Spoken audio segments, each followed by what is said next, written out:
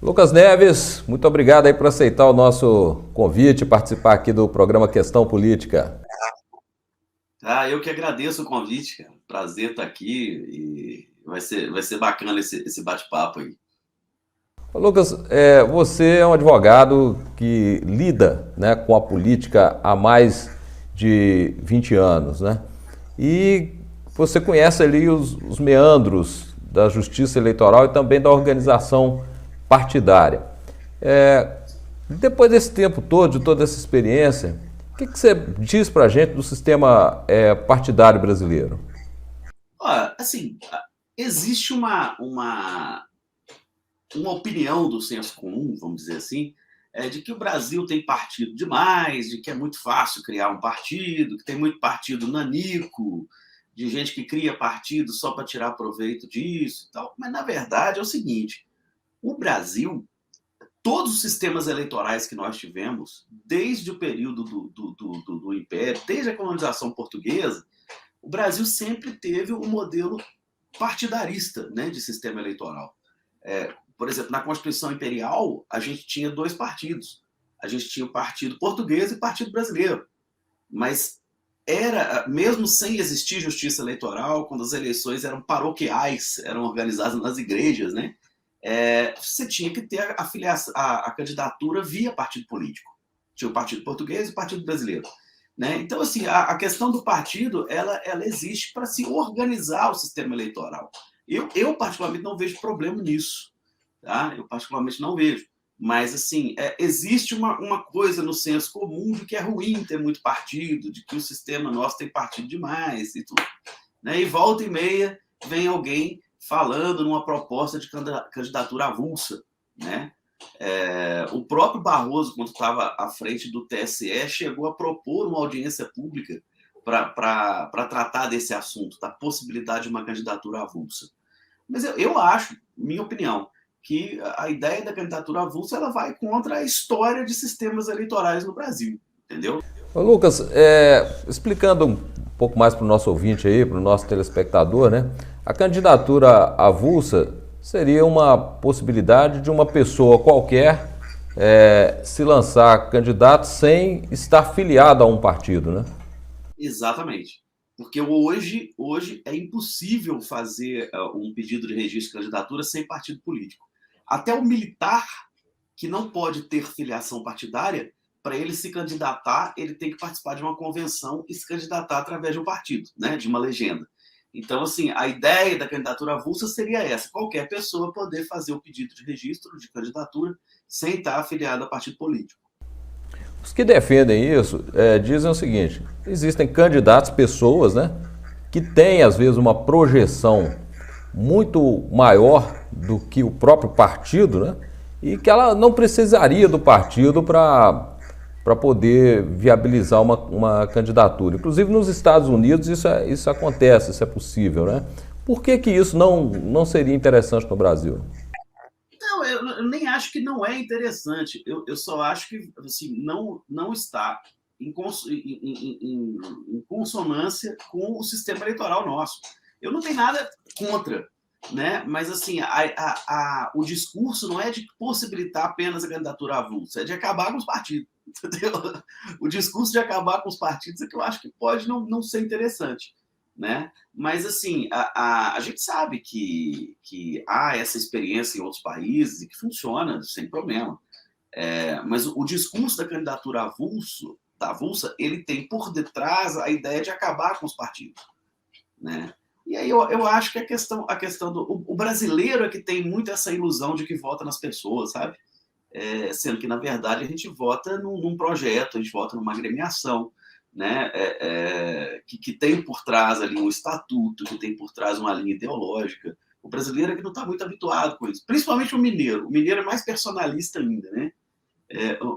Uma prova disso se a gente parar para olhar as intenções de voto nas pesquisas que estão rodando em Minas Gerais, aí você vai ver que o primeiro lugar para presidente, para governador e para Senado são 3 pessoas de 3 grupos políticos completamente diferentes.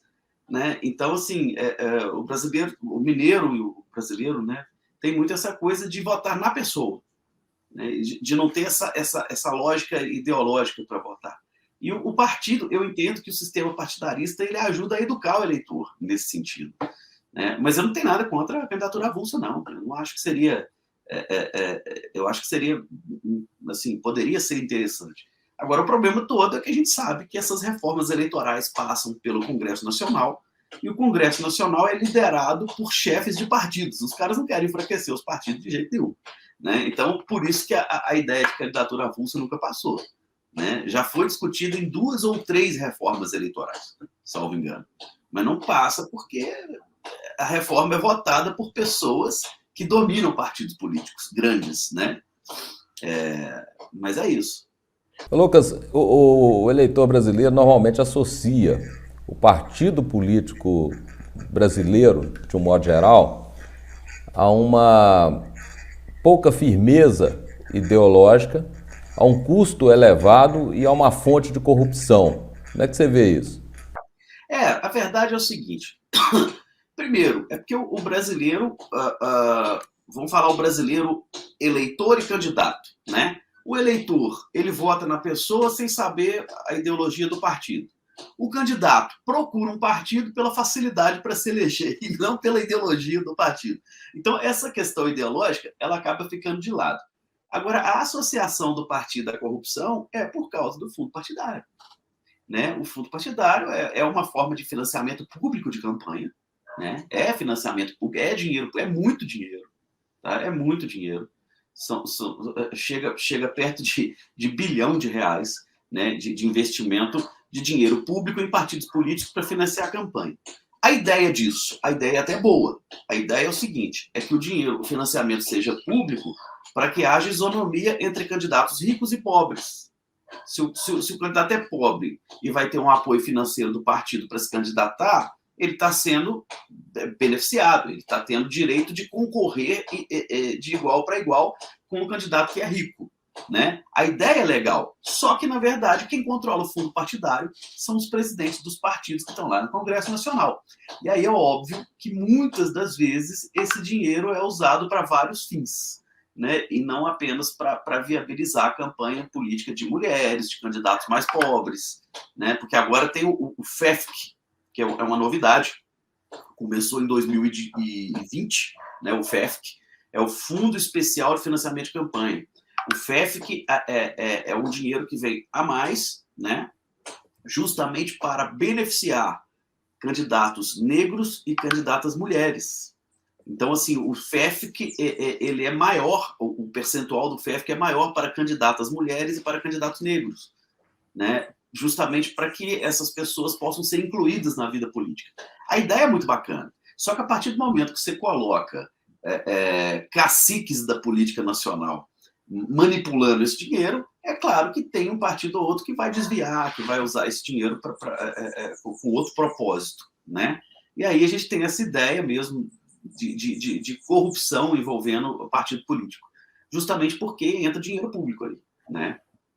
Lucas, você acompanha isso há muito tempo, né? E antes nós tínhamos aí o financiamento empresarial, que foi fonte de problemas.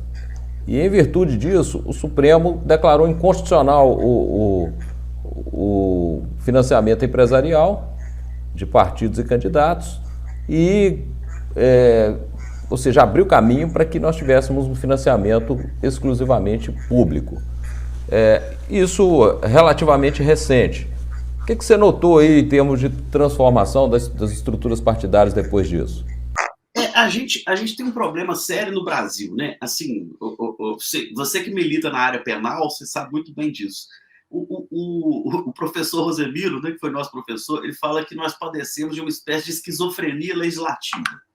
Ou seja, o brasileiro legisla de maneira esquizofrênica, né? Da mesma forma que o nosso direito penal é exagerado, né, que tudo que se pode fazer, flatulência em local público é contravenção penal, entendeu?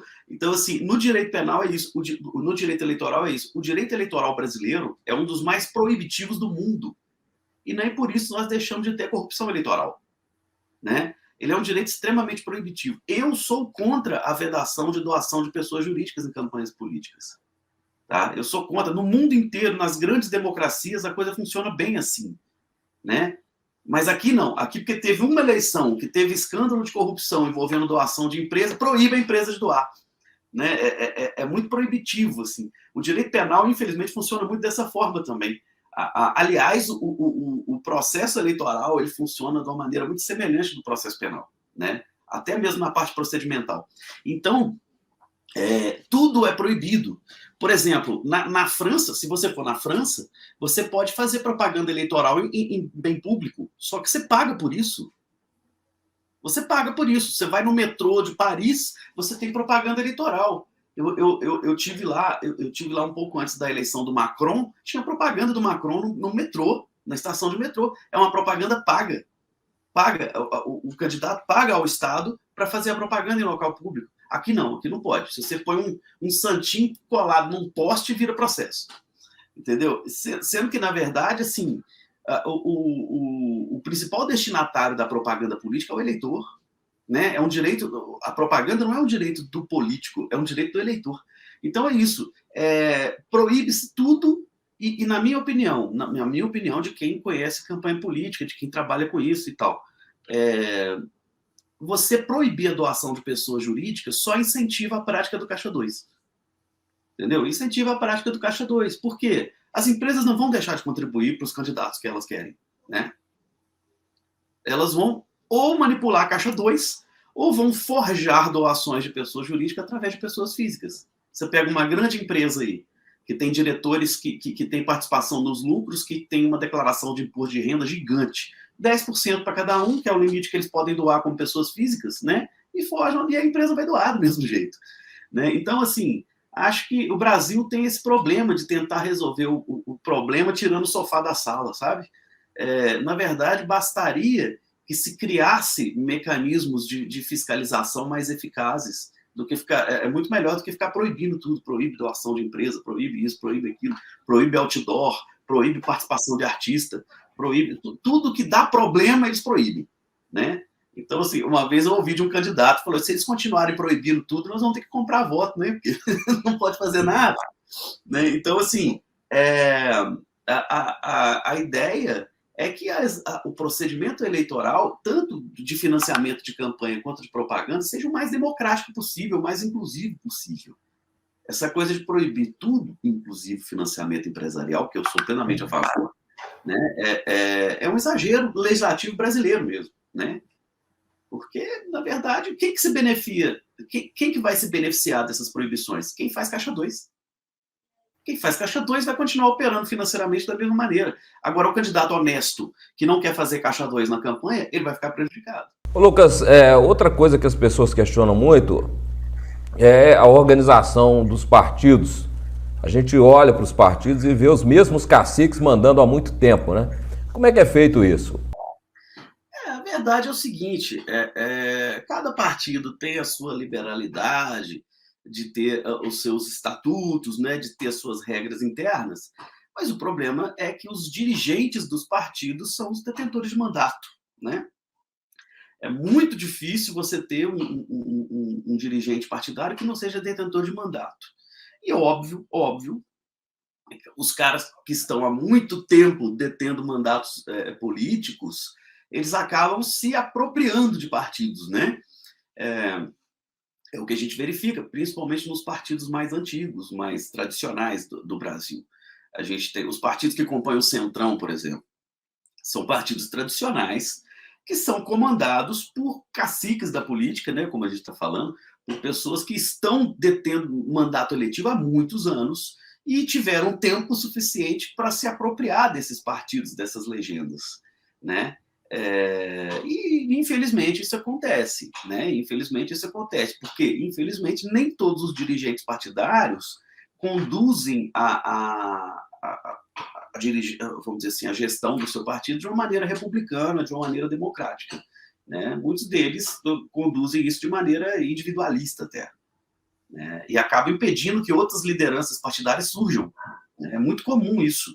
Você tem uma grande liderança partidária dentro de um partido e ele não deixa nenhuma outra liderança surgir, né? Eles sabotam todo mundo ali, porque eles têm o controle do partido. É uma coisa complicada. Por exemplo, é muito comum, a gente viveu isso, por exemplo, quando o Itamar Franco era candidato queria ser candidato à reeleição como governador, e ele não conseguiu se fazer candidato na convenção do partido dele, que era comandado por um outro grupo. Né? Então, assim, e foi um excelente presidente, foi um excelente governador, né? Um cara muito honesto, mas ele não conseguiu se candidatar porque o comando do partido não era dele. Né? Então, infelizmente, isso acontece às vezes. Né? Infelizmente, há dirigentes partidários que conduzem os seus partidos de maneira individualista, para satisfazer projetos pessoais, né? E não de uma maneira republicana, de uma maneira democrática. Essa ideia, né? A gente vê aquela projeção na obra do Norberto Bobbio, né? Em que ele diz o seguinte: basicamente você precisaria de 4 partidos, né? Um de esquerda, um centro-esquerda, um de centro-direita e um de direita. E aí a gente olha para o Brasil, tem 30 e tantos partidos, né? Isso realmente faz sentido, Lucas, você ter essa quantidade de partido hoje? Eu até acho exagerado, tá? Eu acho exagerado porque tem muita gente que cria partido político de forma oportunista, tá? Acho exagerado, sim. Mas nós tivemos algumas alterações legislativas recentes no sentido de se desincentivar a criação de partidos nanicos, como a gente fala na prática, né? O que é o partido nanico? É aquele partido pequenininho que ele é criado para satisfazer talvez até um interesse individual de alguém. Então, vamos lá. O que se fez para tentar coibir essa quantidade exagerada de partidos? Primeiro, a cláusula de barreira. Tá? Cláusula de barreira. Segundo, a proibição de coligação proporcional.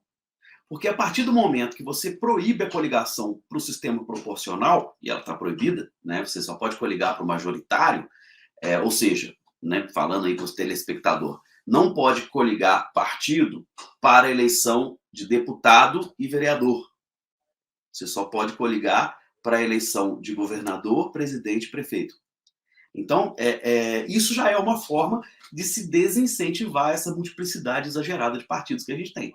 Por quê? Quem não tem legenda não elege deputado. Quem não elege deputado não tem possibilidade de existir mais, né, como partido. Então, assim, a cláusula de barreira e a vedação da coligação para eleições proporcionais, eu acho que ela já está vindo para isso. É por isso que estão surgindo as chamadas federações partidárias. Os partidos que tinham legendas pequenas, que tinham quocientes pequenos, estão se unindo em federações, né, justamente para possibilitar isso. É uma forma, eu entendo, de combater, né, essa criação exagerada de partidos políticos. Essa federação de partidos, em que ela consiste aí na prática? Ela é uma alteração recente, né? Ela é uma alteração recente. Ela tem que ser feita. É como se fosse uma coligação, uma grande coligação, mas ela tem um prazo de validade. Ela não vale só para uma eleição. Ela tem um prazo de validade maior. E, detalhe, ela tem que ser homologada pelo TSE. Tem que ser homologada pela Justiça Eleitoral. Então, assim, você pode juntar vários partidos, formarem uma grande federação. Essa federação ela vai ter um prazo de validade que não é necessariamente o prazo de uma eleição. Tá? Ela vai ter, por exemplo, um prazo de 2 anos, 4 anos, e ela tem que ser, ela não é uma coisa livre de cada partido coligar-se. Né? Ela tem que ser homologada pela Justiça Eleitoral e publicada pela Justiça Eleitoral. É uma forma até da própria Justiça Eleitoral fiscalizar isso. Né? Eu achei interessante. É a primeira vez, né? A primeira eleição que a gente está tendo federações é essa de 2022. Eu achei bacana. A gente acompanha muito, né, as reformas eleitorais, porque eu faço parte da Academia Brasileira de Direito Eleitoral e Político, a ABRADEP. E a gente tem uma possibilidade de participar das discussões das reformas eleitorais.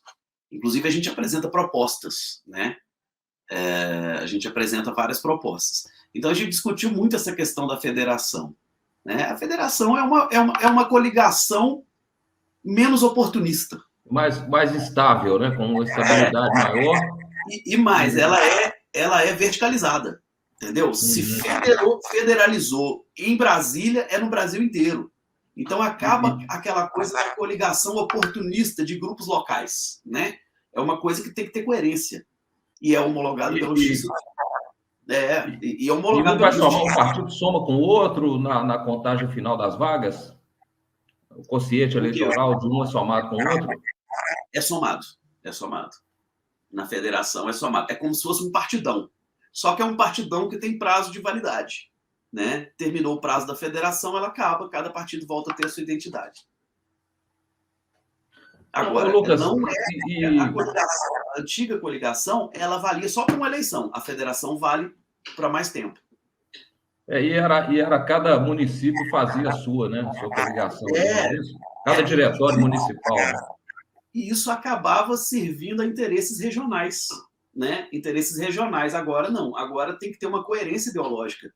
Porque a partir do momento que a federalização acontece em nível nacional, em nível estadual e municipal, ela tem que ser respeitada. Lucas, com relação a eleições proporcionais, é uma outra questão que vez ou outra volta a ser discutida no Brasil, ou seja, a injustiça que às vezes ocorre nas eleições proporcionais e a vantagem que seria a implantação do voto distrital. Parece que chegou a haver até tempos atrás a aprovação de uma PEC no Senado implantando voto distrital, mas a coisa parou, né? E não foi adiante na Câmara. Como é que você vê essa história aí do voto distrital? Na época que surgiu o tema, né, a gente discutiu muito lá na Abradep. Bom, qual foi a conclusão da maioria, inclusive a minha? O voto distrital, ele favorece os caciques. Entendeu? Com a ideia do voto distrital, você não vai ter o incentivo de surgirem novos personagens na política. Porque você vai favorecer as grandes legendas e os grandes candidatos, os chamados políticos profissionais. Né?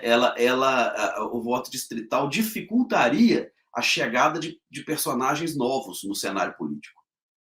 Tá? Portanto, seria uma forma menos democrática de se calcular o quociente. Né? Porque você cria um distritão, né, cara? Você cria você vai valorizar aqueles super candidatos que têm muito voto, aquelas legendas que têm muito voto, e o novo candidato que está surgindo, que tem uma representatividade proporcional, mas que tem que ter cadeira, que tem que ter espaço na política, ele tem mais dificuldade de se eleger. E uma outra proposta que chegou a circular tempos atrás, que muitos propuseram isso, e chegou a haver até uma movimentação nesse sentido aí de gente fazendo campanha para isso, e do outro lado também campanha contra, né? É o chamado voto fechado em lista. Num sistema partidário como o nosso, que você mesmo descreveu aí, às vezes é o cacique que manda, você tem ali uma estrutura muitas vezes que não é democrática. O chamado voto em lista funcionaria no Brasil, em lista fechada? Eu sou a favor do voto em lista. Tá? Eu sei que minha opinião é minoritária, a maioria das pessoas não é simpática à ideia, mas eu vou te explicar por que eu sou a favor. O brasileiro, ele tem a ilusão de que ele vota em pessoas. Né? Eu entendo que não. Tanto que todo mundo que votou no Itamar Franco elegeu o Perrella para senador. Né? Então, assim, nós não votamos em pessoas. Nós votamos em projetos, em legendas. Eu acredito que o chamado voto em lista, explicando para o telespectador como é que ele funciona, voto em lista fechada. Você vota na legenda, você não vota no candidato. E a legenda tem uma lista de candidatos. Na medida em que se vai formando o quociente eleitoral, por exemplo, você votou no partido X. Aí a legenda do partido X vai fazer 10 deputados. Eles vão pegar a lista e vão pegar os 10 primeiros nomes para que eles sejam deputados. Ou seja, você não vai votar no deputado A, B ou C. Você vai votar na legenda e o seu candidato provavelmente vai estar naquela lista. Né? E aí, quanto maior o quociente partidário, mais parlamentares aquele partido vai fazer. Tá? Eu entendo que isso educa o candidato e educa o eleitor. Educa o candidato, porque o candidato ele não vai entrar no partido A, B ou C simplesmente por questões momentâneas. Ele vai ter que conhecer o partido, ele vai ter que estudar o partido e ele vai ter que saber articular dentro do partido. Tá? Ele não vai entrar como paraquedista em qualquer partido. E o eleitor, ele vai ter que estudar também a linha do partido no qual ele está votando. Por quê? Se ele quer votar no candidato que está naquela lista, ele tem que entender quais são os outros, porque o voto dele vai beneficiar os outros que estão na lista também. Né? Então, assim, acho que é uma coisa que a médio prazo serviria para educar os candidatos e os eleitores. Tá? Mas, assim, eu sei que o meu entendimento é minoritário. A grande maioria das pessoas é contra o voto em lista. Tá? Eu acho que é pedagógico. Eu acho que seria pedagógico. E a gente está se aproximando aí do período eleitoral, Lucas. A campanha que se apresenta polarizada ideologicamente e também com muita... Como foi já a campanha de 2018, né? Com muito conteúdo aí sendo veiculado nas redes sociais, uma campanha baseada nesse tipo de embate nas redes sociais também. O que você está projetando aí para essa eleição agora de 2022, em termos de embate ideológico e de circulação de ideias? Eu acho que vai ser muito pior do que 2018. Eu acho que vai ser muito pior, porque, assim, hoje nós temos dois personagens que protagonizam essa polarização, que os dois têm muito mais força hoje do que tinha em 2018, né? Então, assim, é muito mais força e muito mais projeção. E eu diria que, neste momento, os seguidores dos dois personagens que estão protagonizando essa polarização estão muito mais apaixonados, né? Estão igualmente apaixonados e muito mais apaixonados. Então, assim, eu estou esperando um período eleitoral extremamente agressivo, eu estou esperando um clima de guerra mesmo, né? E eu acho que a gente já vai ter uma amostra disso no 7 de setembro. Eu dou consultoria para um grupo de comunicação, né, que tem jornal e rádio. E aí eu fiz um workshop com eles essa semana, justamente para a gente criar, né, estratégias de trabalho para a gente conduzir essa eleição.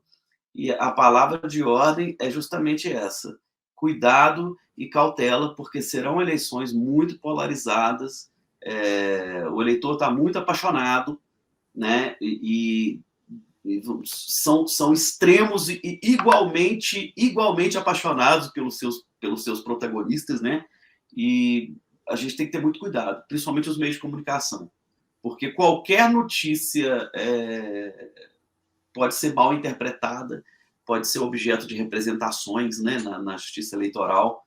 A gente já está vendo isso, quer dizer, eu tive que fazer defesas aí no TRE para esse jornal que eu represento, porque eles entenderam que uma determinada matéria que saiu lá era propaganda negativa para um candidato a governador, né? E aí houve uma representação na justiça eleitoral. Então, assim, tá tudo muito exagerado, e acho que isso vai, obviamente, como vai ser uma campanha belicosa, ela vai ser uma guerra judicial também, né?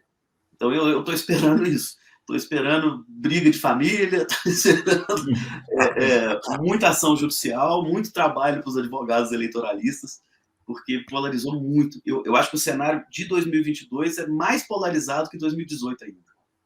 Lucas, você atua muito na justiça eleitoral, né? Existe uma diferença de demandas na justiça eleitoral numa eleição presidencial para governador, deputado, como é essa agora, e eleições municipais? Ou seja, as características das demandas são muito diferentes, e que tipo de demanda costuma aparecer mais nessa eleição presidencial e para deputados? Eu acho, assim, eu já atuei tanto em campanhas municipais quanto em campanhas federais e estaduais. Eu acho que o eleitor, na campanha municipal, o eleitor está muito mais próximo dos candidatos. A relação do eleitor com as candidaturas é muito mais pessoal, né? Então, o que a gente vê nas eleições municipais é um volume maior de ações judiciais. Primeiro, porque você tem mais candidaturas, né? Você tem mais registros de candidatura em números. E segundo, porque a relação do eleitor é muito mais próxima, é muito mais pessoal. E aí, obviamente, você tem mais representações, você tem mais brigas, você tem mais confusão, né? Você tem briga, eu já tive que atuar em ação judicial que começou por causa de briga de boteco, né? Então, assim, a eleição municipal, ela tem um volume maior de causas porque tem mais candidaturas, né? São candidatos a vereadores no país inteiro, candidatos a prefeito no país inteiro. E, além disso, a relação do eleitor com os candidatos é muito mais pessoal, é muito mais próxima, né? Então, assim, o número de demandas é muito maior, muito maior. A gente fica doido. Quem advoga nessa área fica doido. Os prazos da Justiça Eleitoral são em horas, né, Lucas? São em horas e detalhe, desde o registro de candidatura até a proclamação dos eleitos, os prazos são peremptórios, contínuos e ininterruptos. Então, se seu prazo vence no domingo, você tem que fazer o protocolo no domingo. Você não pode esperar. No domingo. Né? É pesado. É pesado. E muita gente critica no Brasil também, né, a própria existência de uma justiça eleitoral. Ou seja, que seria coisa que só existe no Brasil. É verdade isso, Lucas? Justiça eleitoral é uma jabuticaba que só existe no Brasil? Não, na verdade, a gente tem justiças eleitorais em outros países. A questão, por exemplo, na França, o contencioso eleitoral é feito pelo Conselho Constitucional, que é a Corte Constitucional deles. Né? Em Portugal é feito também pela Corte Constitucional Portuguesa. Na Alemanha é feito pelo Tribunal Constitucional Alemão, o contencioso eleitoral. Só que nós estamos falando de países pequenos, que têm menos eleitores, que têm menos distritos, que têm menos candidatos. Né? Aqui no Brasil, o Brasil é um país continental. Então, assim, é muito candidato, é muito município, é muito estado. Então, o que acontece? Nós tivemos que criar um Tribunal Superior Eleitoral, mas regionalizá-lo e fazer o que a gente chama de justiça emprestada. Como você não tem um concurso para juiz eleitoral, o juiz de direito é que vai ser o juiz eleitoral. Eles têm um rodízio, né? Então, assim, isso é uma demanda do Brasil, porque o Brasil é muito grande. Né? Quem estabeleceu a justiça eleitoral, na verdade, foi a Constituição de 34, né? Com a primeira Constituição do Getúlio Vargas. Mas, assim, a gente tem justiça eleitoral, jurisdição eleitoral em outros países. O problema é que, como o Brasil é muito grande, a gente teve que estender essa justiça eleitoral e criar uma justiça que a gente chama de justiça emprestada, né? Porque o juiz eleitoral é um juiz de direito, que é designado para essa função durante um biênio, né? Durante 2 anos. Mas é necessário, até para dar agilidade ao processo eleitoral, né? Não, e ela tem uma parte que é administrativa também, né? Sim, sim. E são servidores extremamente competentes. Cuida da organização das eleições. Na verdade, a nossa justiça eleitoral, enquanto administração pública, e ela é muito mais administração pública do que jurisdição, eu entendo. Enquanto ente administrador das eleições, ela dá um banho de organização. A gente tem lugar no Brasil que a urna chega de barco, e chega, né? E chega e funciona. A urna chega de barco. Então, assim, em termos administrativos, ela é uma justiça modelo. Né? E os membros, nós não temos magistrados de carreira na justiça eleitoral, mas temos servidores de carreira. São servidores extremamente qualificados. Tanto que, se você pegar todos os tribunais eleitorais, o TRES e o próprio TSE, a maioria dos membros das cortes eleitorais tem como assessores servidores de carreira da justiça eleitoral, porque são servidores extremamente capacitados. Isso garante uma continuidade do sistema, né, de padronização dos procedimentos. Né? Com certeza. E você tem servidores que trazem uma bagagem, né? Você muda os juízes, porque eles têm um fluxo, né? Eles têm biênios, mas você tem servidores ali que trazem toda uma bagagem de experiência na justiça eleitoral. São extremamente importantes os servidores, os serventuários, né, da justiça eleitoral. Lucas, um debate que durante algum tempo chegou a ser né, pertinente, muitos achavam que seria interessante você criar uma forma de auditar o voto, né? Muitos passaram a chamar de voto impresso, outros chamam de voto auditável, uma possibilidade de, se houver depois ali alguma dúvida, fazer uma auditoria física do voto. Isso ganhou uma proporção de um debate muito apaixonado recentemente, né? Uns a favor, outros contra, uns colocando desconfiança no sistema eleitoral. Você, como advogado de partido, certamente já esteve lá dentro acompanhando ali esse processo, inclusive de apuração, totalização dos votos, né?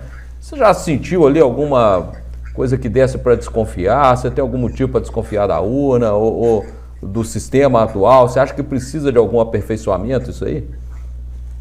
Assim, no nosso grupo da Abradep, que a Abradep tem profissionais do direito eleitoral do país inteiro.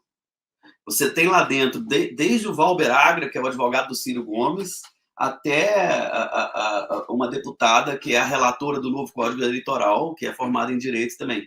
Então, assim, a gente tem gente do Brasil inteiro e de várias... Tem serventuários da Justiça Eleitoral, né? Tem assessores de ministro do TSE. E no nosso grupo lá, assim, quem questiona a urna eleitoral vira piada no grupo. Entendeu? Mas, assim, por que eu estou falando isso? Primeiro, nunca conseguiram provar nem a possibilidade de fraude. Tá? Nunca. Toda eleição, normalmente algum grupo que perde a eleição questiona isso. Então, assim, nunca conseguiram provar nem mesmo a possibilidade de fraude. A tecnologia utilizada pelo Brasil é uma tecnologia 100% brasileira. Ela foi desenvolvida pela Justiça Eleitoral brasileira e ela é exportada para 8 países hoje. E ela é tida como a melhor tecnologia que existe para a aferição de voto eletrônico. E outra coisa, tá? E aí, assim, como eu sou processualista, eu sou muito prático. Eu não entro muito nessa discussão da falibilidade da urna. Mas eu entendo que o voto eletrônico hoje ele já é auditável. Como a urna não é ligada à internet, e é por isso que eles defendem que não há possibilidade de fraude, né? Cada urna, ao final da votação, ela gera um mapa de apuração. E cada fiscal de cada partido recebe esse mapa, e esse mapa é impresso. Inclusive, por exemplo, eu coordenei a última campanha em Betim, de prefeito. Nós divulgamos, o nosso partido divulgou o resultado das eleições antes da Justiça Eleitoral, porque a gente montou uma central de apuração e na medida que os nossos fiscais iam trazendo o mapa de apuração, a gente ia jogando no sistema e já calculando. Então, nós divulgamos o resultado antes da Justiça Eleitoral. Por quê? Porque cada urna vai gerar um mapa de apuração impresso. O resultado da urna já vai ser impresso. Entendeu? Não é uma coisa cega, não. As pessoas acham que é uma coisa cega. Acabou a votação, o computador fala que ganhou e pronto. Né? Não é. Isso é outra coisa. Tudo isso, o fechamento da urna é acompanhado pelo Ministério Público, pela Justiça, pelos fiscais dos partidos. Tá? É uma coisa séria. Quem já trabalhou em eleição sabe que é sério. Né? E os profissionais são muito, muito sérios também que trabalham com isso. Eu já vi muita fraude em voto de papel. Tudo que você puder imaginar, até escrutinador votando no lugar de quem votou em branco. Né? Na hora de pegar a urna, estava lá o voto em branco, na hora de pegar o voto, ele votava. Estava com a canetinha na mão lá, votava. Então, assim, eu entendo que é um sistema sério. Sou a favor, sim, de ampliar qualquer mecanismo de fiscalização, né? Mas eu entendo que o voto eletrônico já é auditável, a partir do momento que as urnas geram um mapa de apuração que é impresso e que é entregue a todos os interessados. E, obviamente, tudo é acompanhado pela Justiça, pelo Ministério Público e pelos fiscais dos partidos. Não é essa coisa cega. Fechou a urna, joga no computador, o computador fala quem ganhou. Né?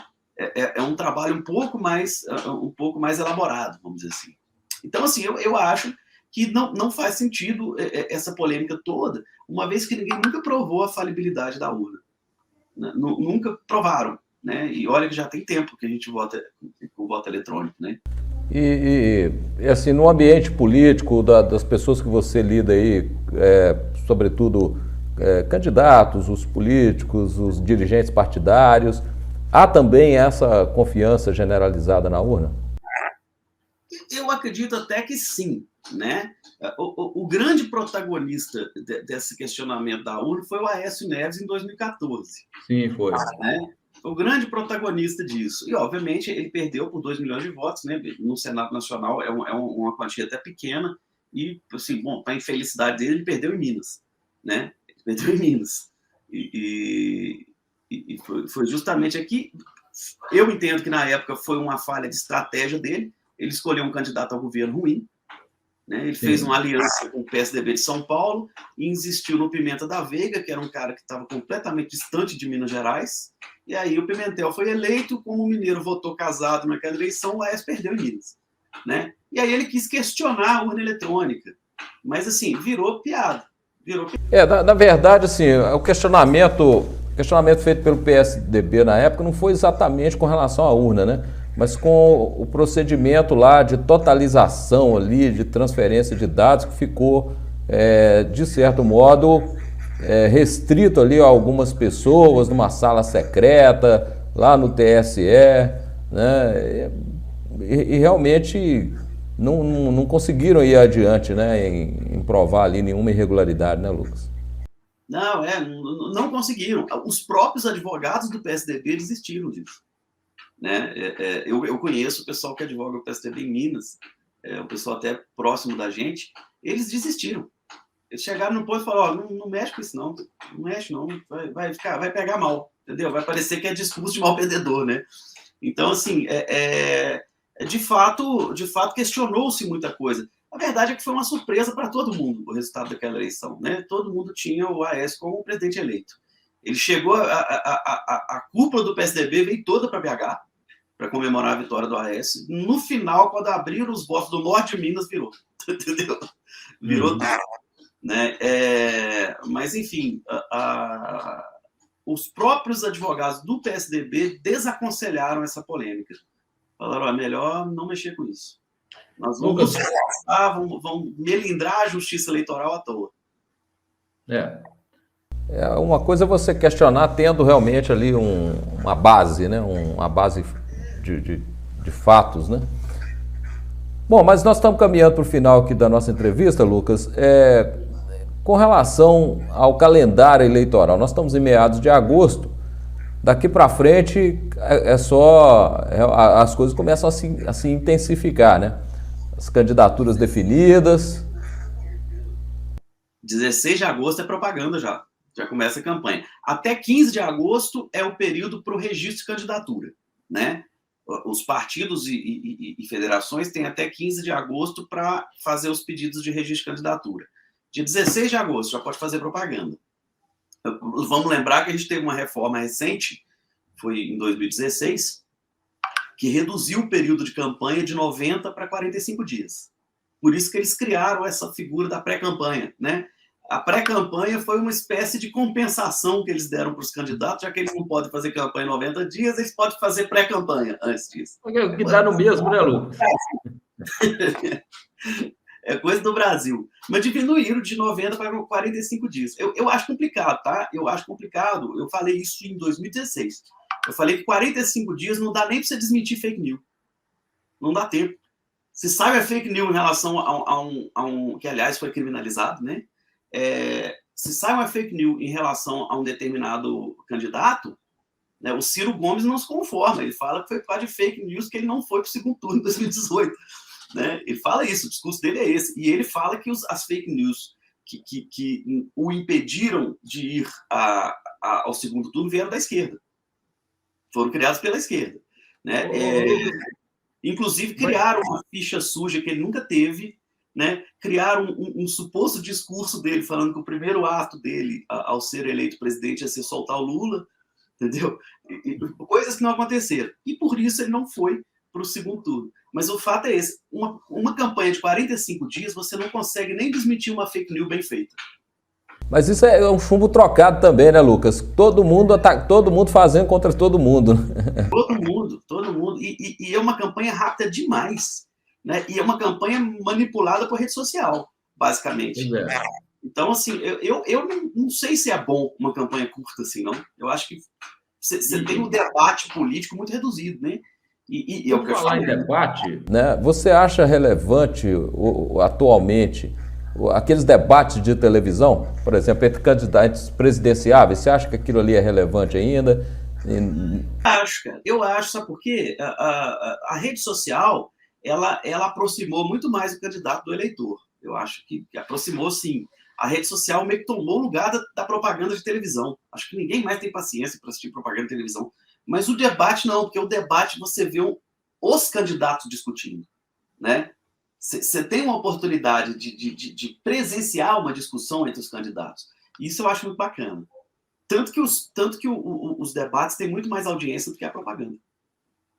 porque o horário eleitoral na televisão, esse eu acho que também não faz muito mais sentido, né? Faz não, Na TV faz e no não. rádio, Por causa porque... das redes sociais, da internet. A verdade é o seguinte, a televisão está acabando.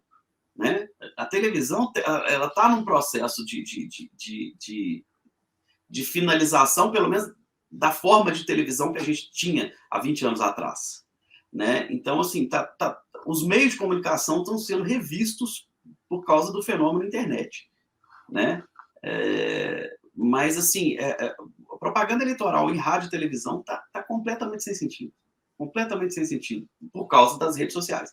Agora, o debate não. O debate é bacana, porque você consegue ver os candidatos discutindo, debatendo.